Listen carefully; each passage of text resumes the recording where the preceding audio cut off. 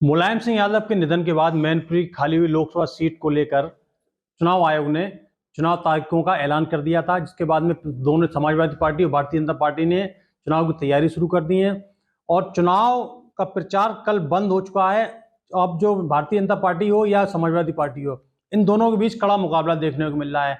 Samajwadi party के भी प्रदेश के कई नेता बड़े स्तर पर यहाँ मैनपुरी में डेरा जमाए पड़े हैं, तो वहीं भारतीय जनता पार्टी की भी प्रदेश कार्यकारिणी हो या केंद्र कार्यकारिणी हो, बड़े स्तर पर राजनीतिक लोग यहाँ मौजूद हैं। हमारे साथ दिनेश जी मौजूद हैं। इनको कई जिम्मेदारियां मिली हुई मैनपुरी में, पिछले काफी लंबे समय से यहाँ डेरा जमाए हुए हैं और लोगों को मनाने की कोशिश कर रहे हैं, अपने समाज को इकट्ठा करके और अपने संगठन को मजबूत करने की बात कर रहे हैं। आइए जानते हैं इनसे क्या मुद्दे हैं, क्या जिम्मेदारी के साथ आपको यहाँ भेजा गया।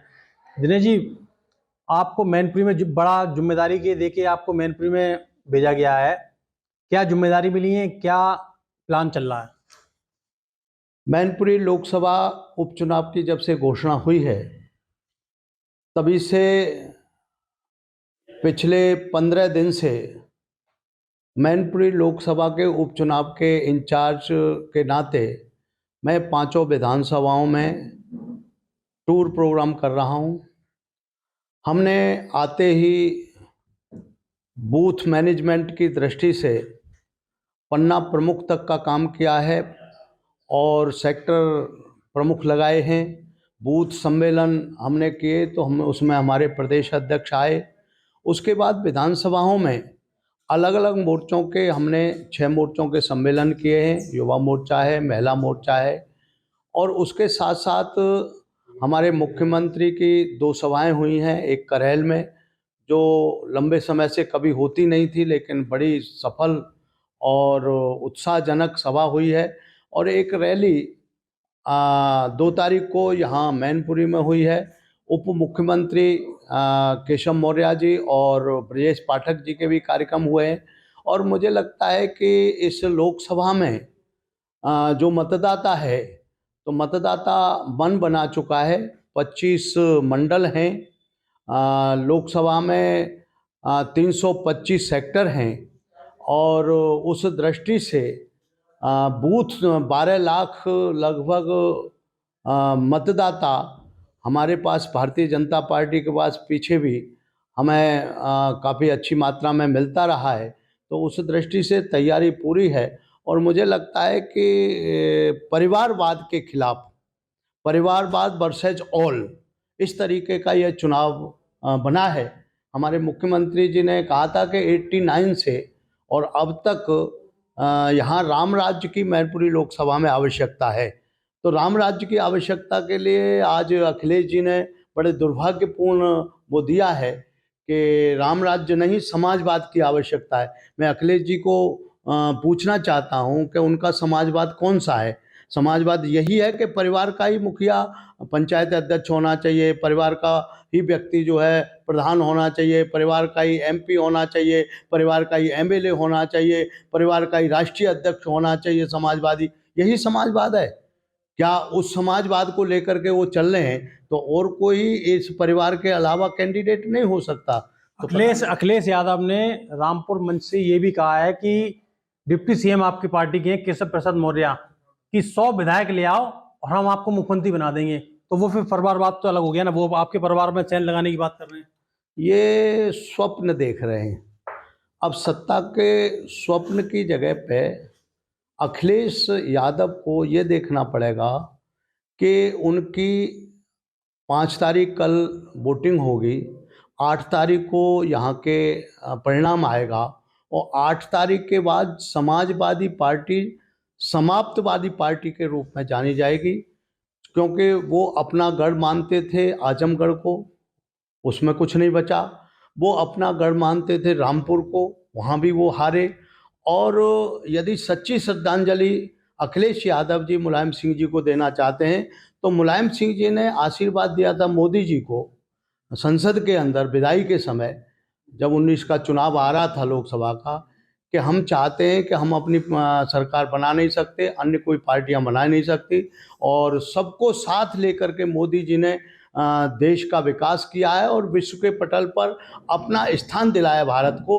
तो पुनः प्रधानमंत्री मोदी जी बनने चाहिए।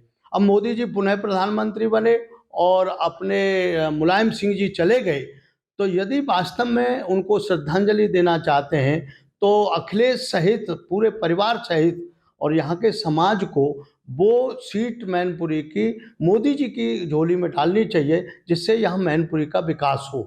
मैनपुरी का बड़ा दिलचस्प चुनाव चल रहा है, क्योंकि मुलायम सिंह यादव के निधन के बाद में जो समाजवादी पार्टी वोट मांग रही है वो नेताजी के श्रद्धांजलि के रूप में वोट करने की अपील कर रही है। और वहीं जो मुख्यमंत्री के वो पूर्व मुख्यमंत्री के चाचा शिवपाल यादव को बीजेपी अपना बहुत करीबी मान रही थी और उनके गुड फेथ में चल रही थी, उन्होंने समाजवादी पार्टी के लिए प्रचार शुरू किया। जिस दिन से उसी दिन से सीबीआई और ईडी, रिवर फ्रंट सभी चीज़ें निकल के आ गई।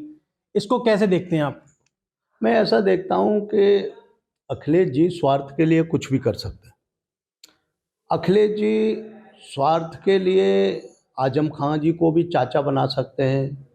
अखिलेश जी स्वार्थ के लिए शिवपाल सिंह जी को जो धुतकारते थे, मंचों पर उनको स्थान नहीं देते थे, उनको हत्थे पे बैठना पड़ा एक सभा में और अपमानित करते थे। अब उनकी पत्नी श्रीमती चुनाव लड़ रही है तो उनको भी लग रहा है कि कैसे साम दाम दंड भेद से वो विजयी हों। लेकिन इतना मैं ज़रूर कहता हूँ कि अखिलेश के समय में जैसे कन्नौज से डिम्पल यादव को लड़ाया था, तो डिम्पल यादव के विरोध में किसी को भी नॉमिनेशन तक नहीं करने दिया था, नॉमिनेशन कैंसिल कर देते। डिम्पल यादव जब फिरोजाबाद पहुंची तो वहां भी वो चुनाव हारी थी और कन्नौज में भी सुब्रत पाठक से चुनाव हारी हैं। तो ऐसा लगता है कि अखिलेश यादव जी बहुत चाह रहे हैं कि कैसे भी एमपी डिम्पल यादव जीतें, लेकिन डिम्पल यादव की कुंडली में मुझे लगता है कि हार ही रखी है और हमारे रघुराज सिंह साक्य भारी बहुमत से इस लोकसभा को निकालने वाले हैं और रघुराज सिंह साक्य जो है निश्चित रूप से विजयी होंगे और इस मैनपुरी का विकास डबल इंजन की सरकार यानी योगी जी और मोदी जी के द्वारा होगा और निश्चित रूप से अब के गुंडागर्दी भी नहीं चलेगी, बूथ कैप्चरिंग भी नहीं होगी और चुनाव आयोग से हमें अपेक्षा है कि निर्भीक तरीके से मतदाता को आह्वान करें और वो मतदान करें।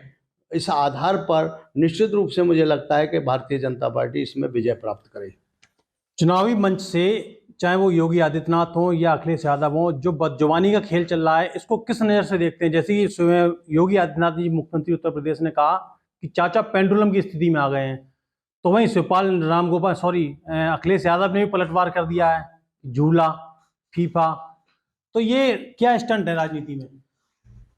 ऐसा है कि योगी आदित्यनाथ आज विश्व के और देश के नेता हैं।